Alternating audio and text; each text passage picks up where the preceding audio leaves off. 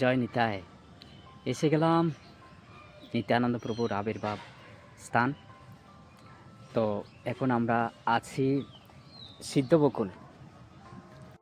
তো দর্শন হচ্ছে, হচ্ছে নাড়ি পোতা।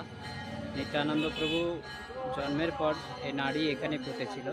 তো শ্রীমান নিত্যানন্দ প্রভু আবির্ভাবের পর স্বাভাবিক শিশু জন্ম হওয়ার পর তার নাড়ি ছেদন করে এক স্থানে পুঁতে রাখা হয়। তো শ্রীমান নিত্যানন্দ প্রভুরও তিনি জন্ম হওয়ার পর তার নাড়ি নিয়ে বকুল বৃক্ষের তলায় পুঁতে রাখা হয়েছিল এই স্থানে। তাই এখানে নারী পোতা নামে পরিচিত। এই বকুল বৃক্ষে উঠে নিত্যানন্দ প্রভু সঙ্গী বালকদের নিয়ে খেলা করতেন। তার চরণের স্পর্শে এই বকুল বৃক্ষের শাখা প্রশাখা সমূহ সর্পাকৃতি ধারণ করেছিলেন। কিন্তু বর্তমানে বৃক্ষরাজি তিরোহিত নেই।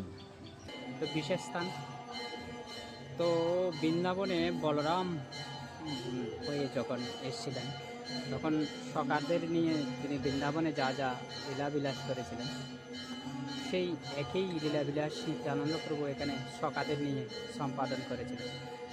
এই স্থান অতীব সুন্দর এবং মহত্বপূর্ণ দর্শনীয় স্থান।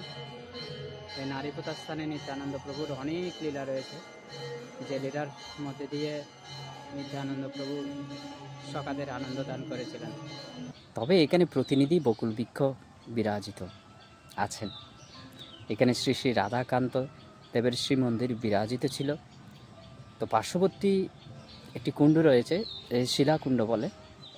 এখানে নিত্যানন্দ প্রভু গজেন্দ্র মোহন লীলা করেছিলেন।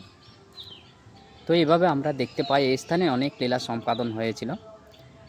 তো সাথে থাকবেন, আমরা আরও স্থানে দর্শন করব। জয় নিতাই।